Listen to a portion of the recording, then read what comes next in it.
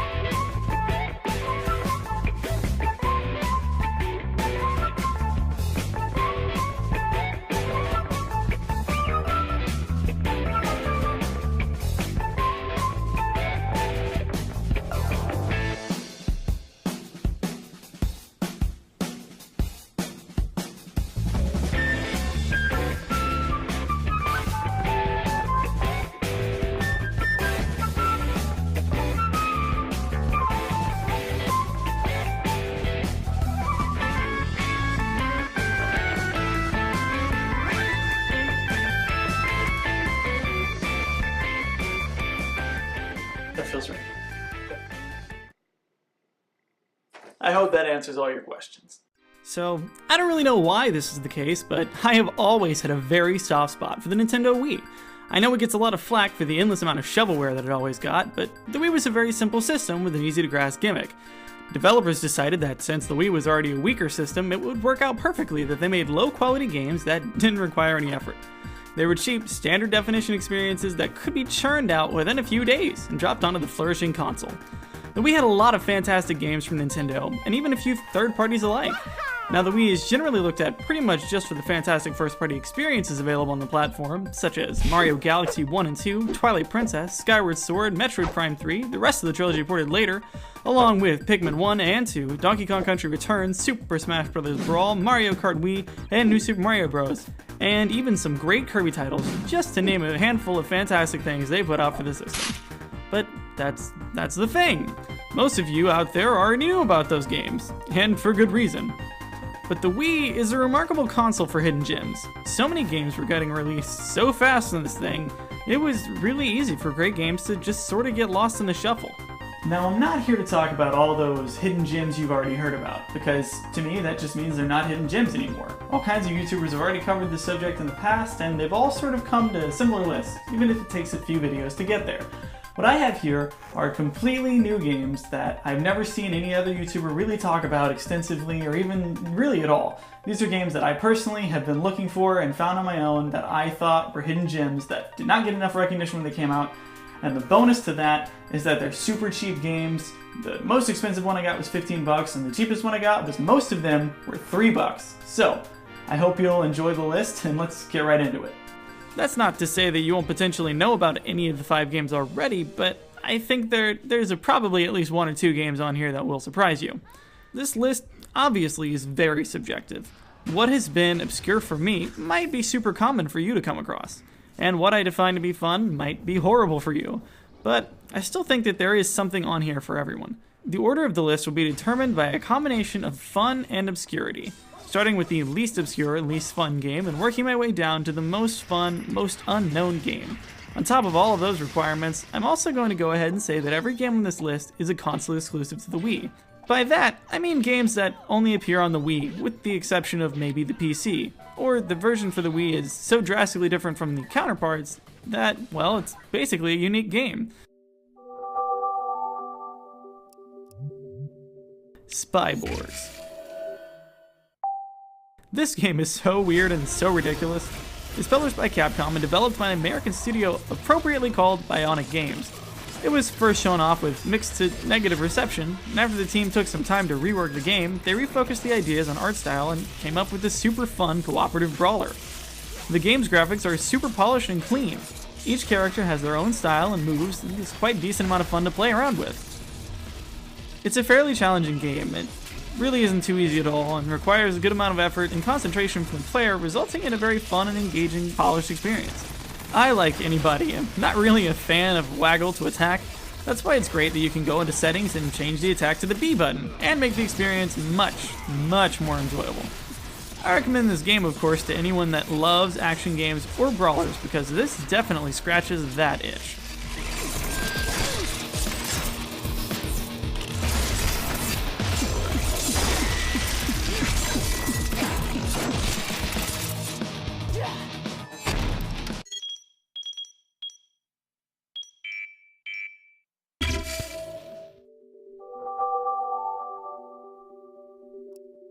Spectrobes Origins. Let's do this! Honky de ikuze! Komainu, you little glutton. You sure do love attention, don't you? Okay, coming on Sector W now. What's the W for? Whole lot of nothing? Spectrobes was a series published by Disney and developed by Jupiter, whom you may recognize as the co-developers of the fantastic DS title, The World Ends With You. The original game was touted as Disney Interactive's first original property. With the pedigree of Jupiter, I'm sure you would assume these games are fantastic. I mean, they have a lot of fun ideas, but they don't really push in any one direction enough to be a super fun, recommendable experience. I have the first two DS games, and while they are alright if you're bored, you likely won't seek them out to play. The story is the most interesting in the first game, but still not really well explored. Unfortunately, the most interesting aspect of the first game's story is completely dropped for the two successive titles. So while it is unfortunate that a pedigreed company like Jupiter released a more mediocre game, it's even more interesting when you find out the third title for the Wii, Origins, was actually not even developed by Jupiter, but instead by Genki. Genki is, well, they're well known for some pretty bad to mediocre titles. And that's why it's so weird that the story developer made meh games, and the meh developer made a very fun and engaging game. Spectrobe Origins actually lets the players get more involved in fighting and not just have the Spectrobes do all the work. And it keeps you from feeling, unnecessary. In this game, you get your complete own selection of weapons to use in combat. Speaking of combat, it's really fun. Think of it like a scaled back Kingdom Hearts mixed with a scaled back Pokemon. They actually work really well together. And despite neither actually getting too in-depth, it remains accessible and simple, but still engaging. Elements behave in similar fashion to the types in Pokemon, and raising the Spectrobes you find interesting can be a lot of fun. Even the minigame for getting the fossils is pretty fun, and a genuinely interesting use of the Wii Remote. This game takes the ideas of the first two games and makes them really shine here. It's a fun, moderately challenging game with pretty good visuals, if not some pretty pixelated textures here and there. The combat is fast and interesting, and in this one you can even play as a girl!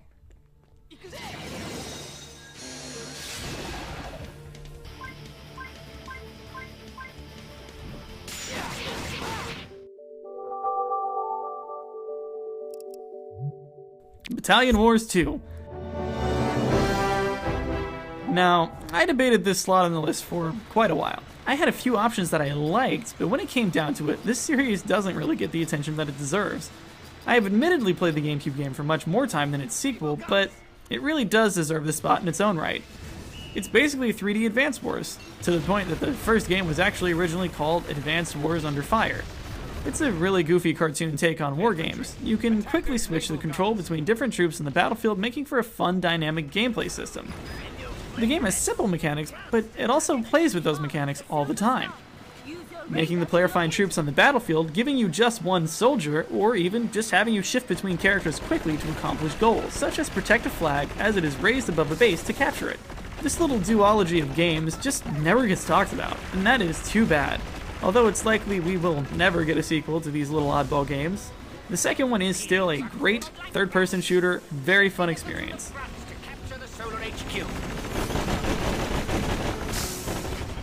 Well done, Commander!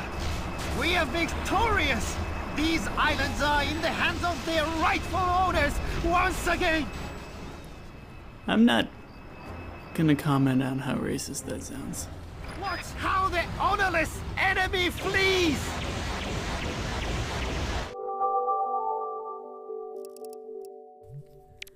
Alice in Wonderland. If you haven't played this one before, I'm sure you're probably confused. How could a licensed game based on a critically panned film ever be good? Well, it has fun characters, fantastic environments, interesting puzzles, and very fun powers for each character. You play as the White Rabbit, McTwisp, Mollycrum the Dormouse, the March Hare, the Mad Hatter, and everyone's favorite, the Cheshire Cat. Or at least my favorite, and that means he's everyone's favorite. You can use all their powers to solve puzzles, except the Dormouse. She doesn't have any powers. The powers can also be used in combat. The White Rabbit can influence time, the March Hare has psychokinesis, the Mad Hatter has perception-based abilities, and the Cheshire Cat has phasing powers. I don't want to spoil all of the very fun things that you can do with these powers in-game and in combat, but it makes for a very fun and varietous gameplay style. The general complaints of this game come from repetitive combat that sort of randomly appears, in which you protect Alice from being taken by the card soldiers. I think the combat is actually a ton of fun, and the characters all have upgrades and new abilities, which affects their viability in combat, and it makes it fun to experiment and get into combat situations. In a sense, the entire game is sort of an escort mission, where you take care of Alice, but really she is very inoffensive. She will frequently talk about how great people are at using their powers, and it gets weird after she continues to do it so much, but other than that, she's not really an issue. Combat basically consists of an area being a small arena with portals spewing the aforementioned card soldiers out of them. The soldiers try to get their hands on Alice, which means you have to stay between them and her. It's easy to take care of her, and if she does get caught, it's pretty darn easy to save her before she gets completely taken. The voice actors do a pretty dang good job, except Hatter.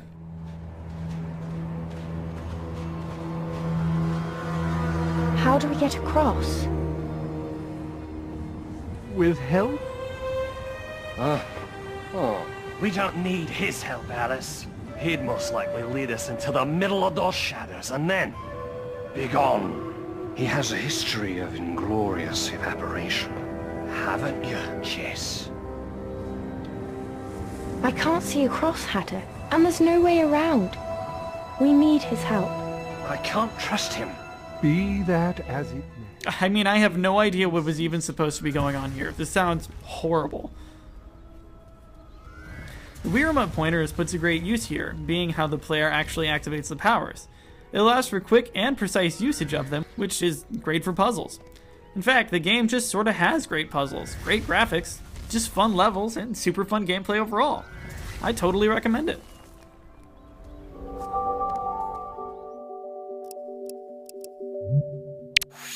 Prince of Persia: The Forgotten Sands. When I started this list, I said that these games could only appear on the Wii, and yet here we are with a multi-platform game at number 1. Anyone already familiar with this game can tell you exactly why this is here. Prince of Persia: The Forgotten Sands released on all major platforms, and, well, yeah, that includes the Wii. The thing is, the Wii version is completely unique and arguably the best version of the game. Instead of the gameplay style that was starting to wear on players at the time, this version took a completely new approach. As you go, you gain more powers to actually use the pointer to maneuver around the environment. At first you were limited to certain places to put rings to hold you on the wall, but then as you go, you gain the ability to place them anywhere you want. You can use that and other interesting abilities to get around this fantastic looking abandoned city. This gameplay feels great. Other than it having to waggle, which I got used to quickly, the controls are super tight and easy to use. This game is, well, it's a really special experience, and a testament to unique gameplay ideas still being out there. It takes the Prince of Persia series and gives it a whole new life and a creative gameplay experience that is clever and very engaging. You can even unlock the costumes of the other princes too, as well as bonus levels and concept art. This game is a fantastic Wii gem that I've never actually heard anyone talk about. If you haven't played it, it deserves your time.